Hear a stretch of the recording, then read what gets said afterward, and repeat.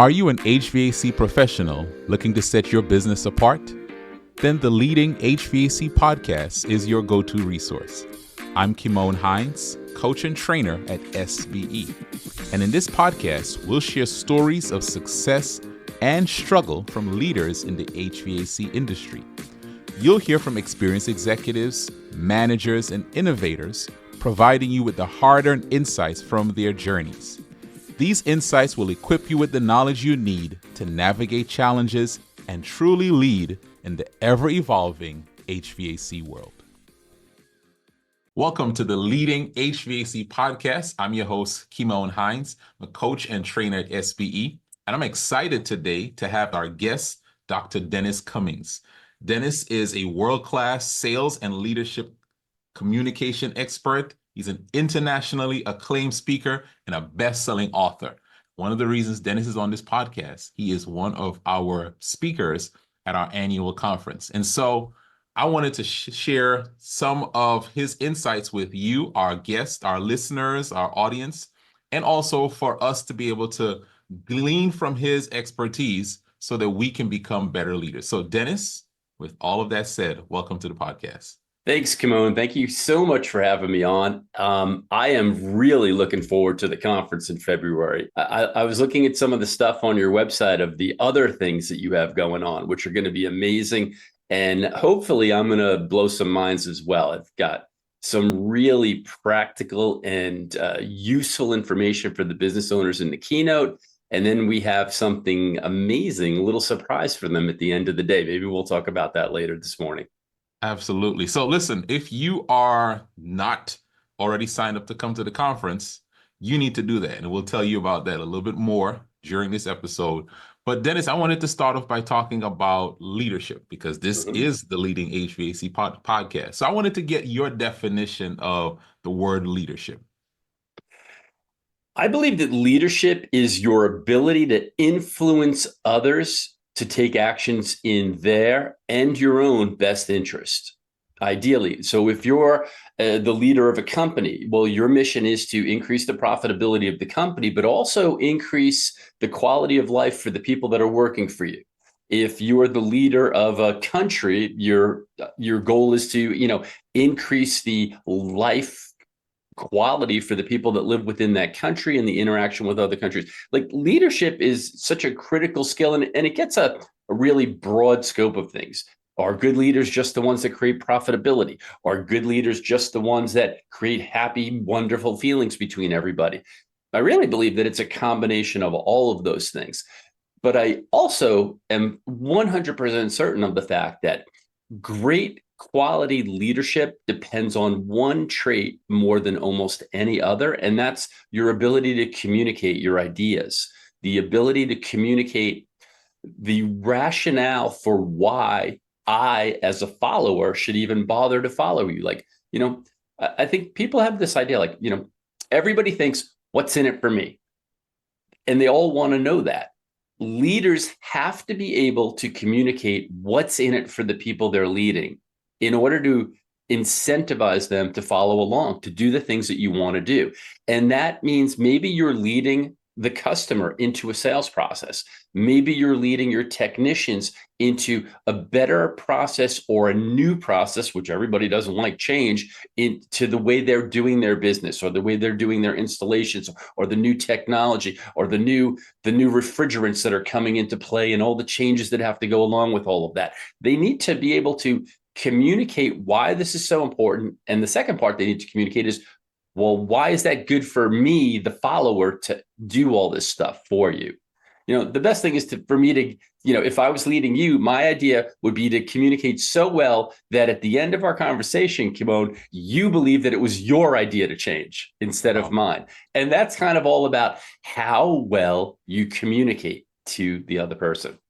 So Dennis, as I hear you talk about leadership, it's over and over, you've talked about the value of communication and being able to lead someone in a direction that they see is for their best interest, right?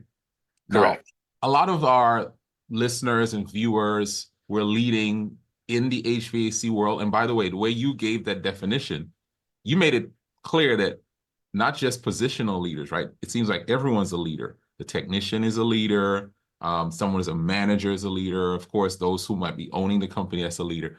But if I'm in the position where I say, Dennis, I'm not strong in some of these areas, I don't think I'm a good leader. I'm not as charismatic as whoever that leader we might look at. What are some of the things that you would say to someone who feels like my leadership, I'm not strong in that area? Well, first of all, if you acknowledge that you're not strong in that area, fantastic, because that's actually a great quality of a leader right there. One of the first things I would say is nobody is born being a great leader. Oh, We okay. don't come out going, "Well, all right, you do that. You do no, like that doesn't happen, right? Nobody is born being a great communicator either. We don't come out being able to give great oratories and speeches and lead conferences. That's not how that happens. It happens through practice, and really the more important thing, it happens by being open to learning new concepts and strategies. So if you're, the first step is awareness, right? Hey, listen, there are some skills that I could improve. If my sales aren't where they are, then I need to improve some of my sales strategies. And sales is all about communication. Sales is about communicating the value of your product or service in a way that the client or customer sees that this is a value for them. And it sees that it is in my best interest to buy that product or service from you because it's going to make my life better. If you can't explain that to them as Mhm. a sales leader, let's kind of bring those both together, then your sales are going to suffer. And Mhm. this is an underlying concept for everything that I do, Kimon. And this is something you'll probably hear at the summit. Is I truly believe that each and every human being has an incredible gift to share. We've got some experience in our life. We've got some talent. Maybe we've got a product or an idea or a coaching system that we can share with people. When we don't share those things with the people that need them, we actually cause suffering because they didn't follow through or they weren't able to. And very often it's because we, as the sellers, as the leaders, never developed an adequate enough communication strategy to convey the importance of what we do, to convey the value of what we do. When we talk about leadership, leaders are salespeople. You are selling an idea. You are selling a concept. You are selling the employees into the mission and vision of your company. And if you're not really great at communicating your mission, your vision, the values of your company, the underlying culture points that you've built in your company, if you're not great at communicating that in a way that your employees understand it, number one, and number two, they see that it is beneficial for them. If you can't explain it in that way, well, then they're not going to follow you very well. And you're not going to get the optimum performance out of them. As leaders, our job is to get the very best out of the people that work for us. And in order to do that, they need to have an understanding of, hey, what is the goal? What is the mission? If you don't know where you're headed, it's kind of hard to get there. Yeah, yeah. And what I see a lot in businesses is that the owner's got a great idea. The owner has a great vision. They've got their 5 and their 10-year plan for their business. They've got all their steps laid out. And then they just start giving commands to the people that work for them. But for the people that work for them, they may not have any idea why this is important. Like, why do we have to change? We've been doing it this way for Yeah. 10 years and it's worked. Why do you want me to give up all of my comfort zone stuff so that I can do something new? Without understanding the part of the bigger picture, then efficiency gets lost Yeah. and buy-in from the employees gets lost. And eventually that's going to affect the business's bottom line. It's going to Yeah. lead to more headaches. It's going to lead to disgruntled employees. And that, by the way, is going to lead to increased turnover, which now makes everybody's headache all worse because now you got to train all new people all over again.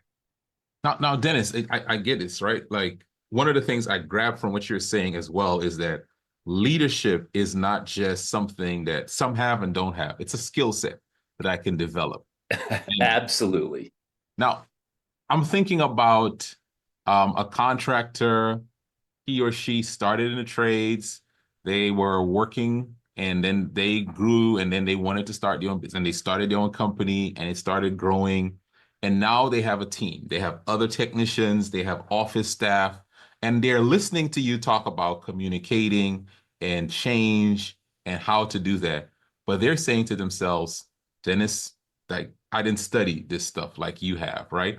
So first of all, let me start with this. Have you experienced any challenges in leadership that you can share with them saying, I know what that's like to try to lead a group, lead my organization, lead in anything, and hit up against a roadblock? And then how did you navigate it? Oh, absolutely. So, we haven't discussed this previously, but my previous background before traveling internationally and speaking and authoring and working on sales, I'm a chiropractor. I'm retired. I sold my practices a few years ago, but I ran 2 practices in New York for 23 years.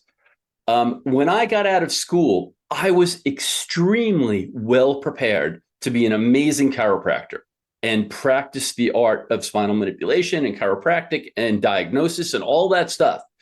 I had zero, like not a single day of business training in how to run a chiropractic office. Okay, good. Now we can talk. So Now we no talk. experience in how to manage an employee, Mm-hmm. how to hire an associate, how do you find and source an office manager, how do you Mm-hmm. tell her what her responsibilities are, how do you create a procedure manual for your office, how do you, I mean, And nothing. How do you Dennis, I'm file telling you, insurance paperwork to get reimbursement for the care that I was giving out?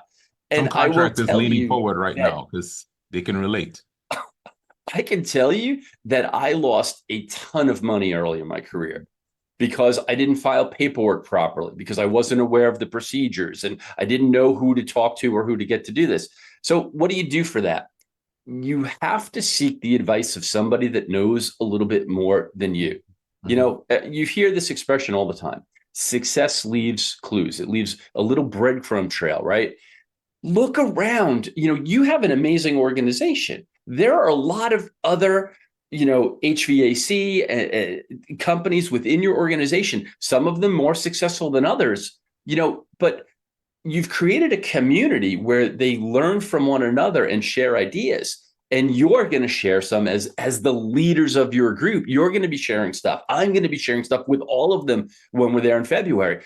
But that's the most critical part. You have to be willing to learn something new. And you also have to, from a personal standpoint, you have to say, this would be good for me to do, even though it might be uncomfortable, right? Because learning anything new is uncomfortable. And whenever we start something that we don't know, we feel awkward, we feel doofy, we make mistakes, which nobody likes to do, we feel like a failure, which nobody wants to feel like. So it's no wonder that there's a hesitation to be willing to learn something new. But that's the same in anything that we do. So for me, when I got out of school, I probably struggled for about 6 months before I scrap together enough revenue so that I could join a consulting organization. Similar to what you're doing for your industry, there's one for chiropractic. So I joined a marketing and practice building association that taught me, how do I find somebody to work in my office? How do I create a procedure manual? What procedures do I even have to think about? Because you don't know what you don't know. Like, I didn't even think of some of these things until I did that. And as I invested more in myself, as I invested more in my own education, I learned new things and I got more efficient and I got more confident and I got better. So by the end of my career, for the last 7 years of my practices, I really wasn't working in them anymore. I had 2 other doctors that I had trained on the system and explained why it was good for them. And they were running my practices and I was overseeing them. Very similar to the path that Very a true. lot of your business owners take. They start out in an apprentice level. And by the way, when I first got out of school, I worked for another doctor for a year to kind of learn at least some of the ropes that were not taught to me in the real world. I think our best lessons, come from experience and a focus and an understanding of what it is we want to achieve. What are your goals? Do you want to own a business? Listen, it can be a lot of headache. Let's be honest about that. However, There are ways to run a business that create a lot of headaches, and there's ways to run a business that only have a few little hiccups once in a while. And the difference between those two is the knowledge base, it's the experience base, and it's your resource base. SBE is a tremendous resource for the companies in your organization. Congratulations if you're listening to our podcast right now, is you're in a great place. You're getting that information for how to make your business better, how to be better leaders, not only in your industry, but in your company. Absolutely. And that those same characteristics, they'll translate into other parts of your life. As you learn to communicate and help people understand. So my newest book that's coming out is basically titled, How Many Would You Like? The Art of Invitational Selling. And it's about, how do you explain to someone, what is the process of explaining something to someone so that they're invited to buy it? So perhaps you're installing an air conditioning unit and now you want to do some air quality testing. You want to add an additional service on top of that, which is going to increase your profitability. You're already there. You're already doing the work. What do you do? How do you get the client, the customer, to appreciate the value of additional services? Well, that comes down to, and I like to say the term I use is teaching them how to buy from you. You have to teach them why they should even care about internal air quality. I didn't even know that was a thing. Yeah. I never even knew you cleaned your vents. Like many of them, that's what they're going to say. But unless you share that information in a way that is educational and supportive and allows them, the customer or the employee, to make a decision on whether to buy or to follow you, they won't, because you never gave them the choice to follow you. You never gave them the choice to buy from you. The way you communicate your mission, your vision, your product, or your service then teaches the other person, number one, I understand you. I understand your needs. I understand the problems that you're experiencing. And I also understand the problems that you will have if you don't address this issue or this problem. I also understand you have reservations. We call that pre-handling objections. I understand you've got some issues going on. A lot of people have the same thing. And here's what they found. And then I get to share why I'm the right person for you to follow. If you're running a business, and I work with small business owners all over the country. If you're running a small business and you want to get better at promoting the value of what you do, they hire me to help them improve their messaging. That's what I do. Mm-hmm. Sales communication expert. I take their product or service and I help them position it in a way in the marketplace that causes people to take action, that invites them to seek them out so that they can buy. So instead of looking all the time, where can I find a customer? Where can I find a customer? Where can I find a customer? Where can I find? You just talk one great message and the customers go, how do I buy from you? How do I buy from you? How do I buy from you? That's a different sales conversation. When they're seeking you out to say, I like you, I know that you're the expert, and I believe you're the person that can help me, sales becomes a lot easier. And the same is true for leadership. If they've like, listen, I heard your message. I believe in what you're doing. I'd like to be part of that. Like, that's how you really create great teams as well. The underpinning of all of that is, yes, as you said before, Kimon, there are skills that are involved with that. There are skills of communication. When I first started in my career in professional speaking and business development, I was not, to be absolutely clear, I was horrendous at speaking. I had never spoken before. I got invited to speak through one of the organizations that I was learning from, and they put me up in a room my very first time in front of 1,700 people. And here's what I will say. If you took a piece of coal and put it between my butt cheeks that day, I would have given you a diamond 25 minutes later. It was scary. It was uncomfortable, but it was also exciting. And I knew that I wanted to do this. So I've invested a few $100,000 in learning the art of speaking. of public speaking over the time.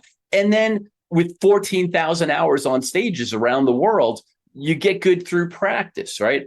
But just to be clear, I was not good in the beginning. I was incredibly uncomfortable and awkward and awful in the beginning. But I knew that it was important. And I knew that I was sharing a message that was important. And sharing that message was important to me. I think one of the things that leaders really need to be clear about is, why do you want to lead? And what is it that you bring to the table? It's not just about the leader satisfying the leader's needs. It's about being able to think about the greater good of the whole organization. Yeah. Yeah. Dennis, as you were sharing, I don't, you've probably, this is the first time I've seen this, but leadership and sales go together. When you are selling, I think they're literally the same. When you're selling, you're leading someone. And when you're leading, you have to sell the vision of where you're trying to go. And so your world, you said you're the same.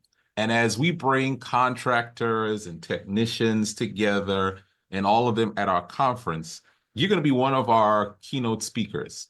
And maybe someone is listening to this. And by the way, if you have not registered for the conference, you can go to sbeodyssey.com/conference to register. Even if you're not an SBE member already, you can register and attend the conference, and you can get more of what Dennis is sharing here. But Dennis, is it possible you can give us a sneak peek into some of what you'll share with us when we attend the conference in February? Sure. So I'm really excited because I got invited to do two things. Number one is the keynote, right? And that's going to be a little bit more of what we've talked about this morning, Kimon. But one of the things that I always want to bring when I do a keynote, this is not a spectator sport. This is a participation sport. So everybody, if you're going to be there with me, and I look forward to seeing you, you're going to be involved. It's going to be a great and fun experience, like storytelling and jokes, and we're going to have a good time. But more importantly, I am going to you're going to walk away with actionable things that you can do to improve your leadership qualities, your communication qualities, and your business building. So I'm a big fan of, listen, motivational speakers are great. And sometimes I get put into the inspirational, motivational category.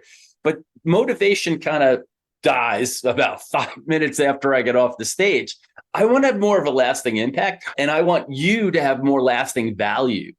So we're going to really be sharing some practical things that you can do in your businesses right now to help improve your leadership and sales qualities. So that's number one. But the really fun thing, and we talked about this earlier, we have a special surprise for you at the end of the day. It's called the Breakthrough Experience. And I get it that new business owners, even existing business owners that are facing change, you're struggling with turnover, you're struggling with increasing costs, you're struggling with supply delays and supply chain issues. I understand all of that. And by the way, as an industry, you are not alone. This is across the board, right?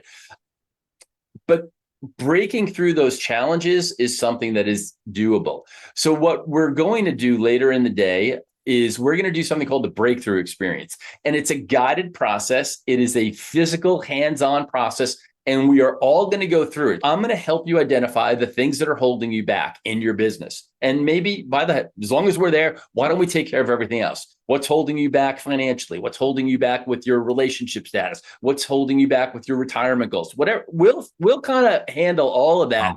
And then we'll figure out what's the biggest issue stopping you from having that. And then I'm going to teach you a way to absolutely break through that limitation, because most of that limitation is right here. Most times that limitation is our own mind. And I'm going to walk you through a strategy and an exercise to help you get rid of that limitation, to break through it instantly so that you can start to achieve the things that you've always desired for your business, for your personal life, for your family. I think it's going to be a lot of fun. But I'm going to tell you, Dennis gave me a sneak peek, and I'm not going to share. Sorry, Dennis, the secret is safe with me. But you have to be here you have to be at the conference, February 27th and 28th in Orlando, Florida, because as you just shared, it is hands-on. And I do think, Dennis, because of the way it's set up, it's going to break some of those limiting beliefs and and the things that are holding us back, because you're going to allow us to experience it in real time. So you have to be there for that. And because you mentioned breakthrough, we are doing this interview in the last quarter of 2024. There's a lot of uncertainty in our world. There's a lot of uncertainties you mentioned in our business. And maybe there's a leader who 2025, they haven't been able to put a vision together or goals together because of how difficult 2024 has been for them. So maybe can you talk to that HVAC leader who needs to put a vision out there and begin setting goals, but the reality just makes it so hard to the dream? What would you say to that person? Here's the honest truth about it.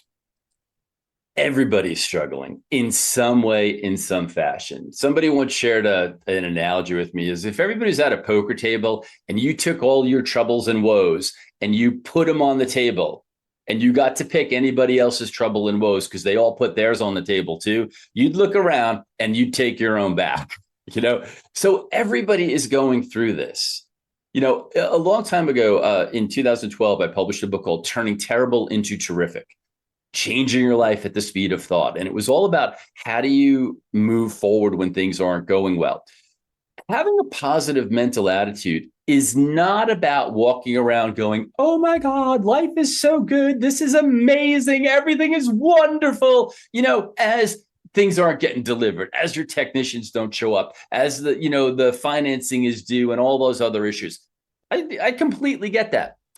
The way to really stay focused and stay positive is to kind of look through all of that stuff and find the one thing that you are positive about in your business, in your industry, with your family, in your relationships, with your finances, whatever that is.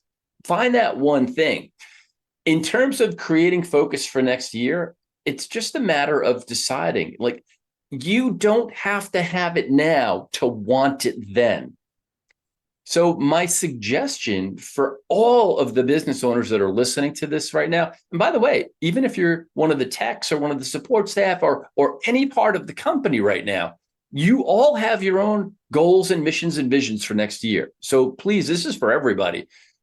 Take a moment to just sit down, undisturbed, and just ask yourself, in the categories of business, in finance, in relationship, in residence, in travel, in retirement, where do I want to be next year, by the end of next year? And maybe, hey, go big here. How about 5 years, 10 years, 30 years from now? Where do you want to be? And then just look at that list and say, all right, if I want this, what do I have to do next? If I want my business to grow and it hasn't grown in the last 5 years, I've got a news for you. It's probably not going to grow next year either. Because if you do what you've always done, you're going to get what you've always got. There's got to be something new in there. The businesses that I work with, they usually have been pretty successful, but then they hire me to help them with their messaging, with their sales teams, with the way their sales teams talk to their customers. They bring me in to do that. So once they learn that, now their sales explode. Now, as soon as that happens, now they've got other problems. Now they've got scheduling problems. Now I don't have enough technicians to handle the business. Oh, boo-hoo, that's a tough problem to have. That's the best problem to have, right? But take that minute, take that moment and sit down and just think, hey, listen, I know things are cruddy right now. I know things are in upheaval because of what's going on politically in our country and the election is coming up, but that's affecting everybody. So you're not unique about that. Think just quietly about, at the end of 2025, where do I want to be? And by the way, shoot bigger than you think you can. Because if you think, oh, I could definitely do this, well, then you're not trying. You're not growing. You didn't do anything new because that's just in your ballpark. If you've been growing 5% a year or 4% a year for the last 5, and you're going to go 4% next year, that's not really a big goal. Double or triple that. Say, I want to get 10 or 20% or 25% or 50% growth next year. But that's going to require some new skills. You're going to be at the conference in February. Fantastic. You're starting. You're taking some of the other workshops with SBE. Fantastic. That'll keep you on the track. You want to work with people like me or other communication experts or other sales experts, please do that.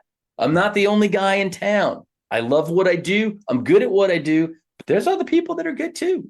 Find somebody that can help you. Find somebody that can elevate your leadership skills. Your leadership skills will convert to business profitability skills. It will convert to higher satisfied customer skills. It will convert to higher satisfied employee skills. It helps everything. What a concept, right? Like leadership, everything is connected to leadership. And as you mentioned, where I am now, other people are facing the same thing. And it doesn't stop me from really putting a picture of where I want to go. Don't let where you are stop you from where you want to go. Dennis, Right. I cannot wait for you to share with our contractors, our technicians, how the power of story and messaging can really help them to grow their business. I can't wait for that. I watched some of your videos where you talked about the way to get anyone's attention is to say, can I tell you a story? So just walking us through some of those, I cannot wait to hear it. But I want to end our interview with what we do with all of our guests. It's our rapid fire questions. It's a few Ooh, questions I scary. throw at you, and you answer it in 30 seconds or less as Okay. best you can. Is that all right? Sure. Let's do it. All right. What's the best business book that you've read? Power of Habit. You can say more. Why? Oh, because success, we get into habits, right? For good or bad. And most business owners get comfortable with the habits they've got. If you want to create something new, you've got to really like learn a new piece of information, but then that's got to become part of your new habit. And the way believe it's Charles Duhigg explains it is that when you've got those new habits, now you've got to also figure out how are you going to reward yourself along the way? Everybody sets these big goals. We just talked about setting goals for 2025. Well, that's great. But if your goal is to be by the end of 25, I want to be here. And all you do is keep looking at, I'm not there, I'm not there, I'm not there. You get a little bit upset. So you have to put in those yard markers along the way. Hey, well, all right, great. I want to grow 25%, but maybe if we just grow 2% this month, well, now I can wrap my head around that. That's doable. It's a nice little yard marker. And I go, woo, good job, Dennis. Fantastic. Pat yourself on the back, give yourself a reward, go out to dinner, get a massage, do whatever makes you happy to reward that. And it reinforces the goal, it reinforces the habit. And I just love that concept. I think you just grew 2% a month. That's 25 almost by the end of the year. It is, and it's gonna, and the growth doesn't go like as a perfect line up. It starts slow, and then it's exponential up to the top. So don't be disappointed when it doesn't happen right away. Things start slow. Habits take time, and once you get them going, though, they become these self-fulfilling, momentum-building prophecies. I love it. That's a great book, by the way. All right, what's one thing you want to be better at as a leader in the next year? Delegation. Okay. I am let's just say I am in the process of recovering perfectionist. And, listen, I like things done a certain way, and I'm very precise about the way things look and feel and the way they come out. And I tend to, beat myself up when it's not like, absolutely perfect. Like, oh, I wish I said that or something like, you have to realize authenticity beats perfection every single time. Wow. Everybody wants to know, in one of my books, it's called Non-Professionally Speaking. I talk about, I'd rather have passion over polish any day of the year. For me, though, I always want things to look good. So I am very hesitant to turn over projects to people and then be okay with the work that they put out, because nobody's going to do the work the way that I do. And by the way, your employees, no matter how well trained they are never going to do it exactly the way that you do it, because they're different human beings. They have different background, different experience, different motivations, different things going on at home that are affecting their psyche. It's always going to be a little bit different. I think as leaders, we have to realize that our job is to set the mission and the vision and to empower those that work for us to reach their maximum potential, however that may be. That's good. And that last part is the toughest part for To let it go, to let it To go. let it go. All right, I got That two doesn't mean more. you don't correct them, by the way, right? Yeah, That yeah, means they do need to be kept on a path, but we have to be okay with their progress. absolutely. All right, I have two more rapid fire questions for you. How do you de-stress and enjoy life? Oh, me outdoors. I like to hike and I like to mountain bike. Nice. So, being out in nature, away from cell phones, away from people, and just enjoying outdoors. So that's my thing. I want to get some physical exercise, and I like the peace and quiet and the disconnect from the bombardment. We are bombarded every day with 50, 60,000 types of messages, whether they're TV or social media or Instagram or TikTok or whatever it is, that we're getting bombarded with these messages. And for me, it's just really wonderful to go out and do, a 15-mile hike or a 20-mile bike ride out in the trails, in the hills, around, I'm in the Phoenix area in Arizona. Yeah. It's just beautiful to be out there. And that's what does it for me. Just some peace and quiet and disconnect. All right. Dennis, I'm going to give you a chance, a different rapid fire question to end. I want you to talk to some business owner, some leader who is considering coming to the conference. They're looking at the price. They're thinking, oh, should I really go do this? You give them in your 30 seconds your special invitation to our listeners, our viewers, why they should be there. So I was just on your website earlier, and I saw the tuition and I saw the investment that they would make to go to your event, and it is ridiculously low. Now, that comes from my perspective, right? For people that are struggling in business, I could also see like, hey, listen, this is a substantial investment, and you're going to have to travel to Florida, and you're going to have to get a hotel room, And bring team members. and maybe bring a team member, but at least bring yourself. But I want you to think about it as an investment in your education. Number one, it's a business deduction for your company. So that's wonderful. You're going to save some taxes. That reduces the cost on there. But think of the cost of not coming. If you're even considering SBE, if you're considering the conference, the reason that you're thinking about it is because there's something that you want to learn. There's something that you don't know. That's why it's interesting to you. Now, if you looked at it and you said, I'm not interested at all, I know everything, my business is great and I don't need any improvement, then my advice is don't go, right? Because it's not for you. You're not ready for it. But if you're even thinking like, I wonder what they're going to do there. Dennis Cummins is really pretty cool. I'd like to go just to see, whatever it is. Now I'm just joking. But if you even had an inkling, like, I could probably learn something in there. You're going to be talking about AI. You're going to be talking about the new changes in the industry. Ladies and gentlemen, if you're not up to speed on that stuff, your competition is going to blow by you. Forget it. The money that you might have invested to go to Florida in February, you're going to lose so much more than that to your competition next year if you don't have the up-to-date current information. My advice is do whatever you can to learn as much as you can to be the best leader and business builder that you can be. And I believe that SBE can help you do that. It's up to you to decide.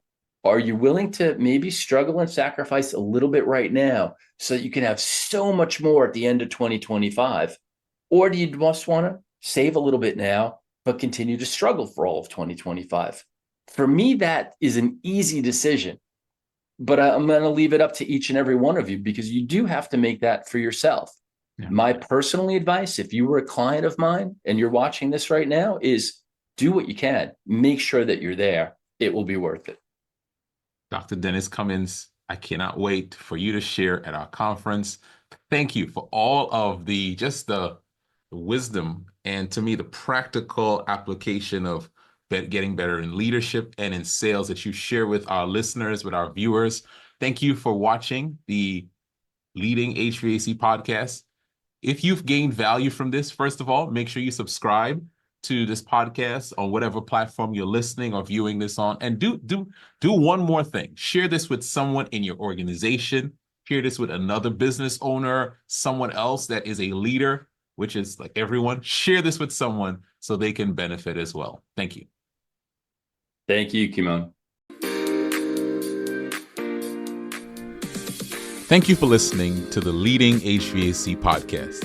If you would like to learn more about SBE, you can find us online at sbeodyssey.com. That's sbeodyssey.com. If you enjoyed today's episode, we would appreciate it if you would leave us a review on this podcasting platform. Thank you for tuning in, and we'll see you next time.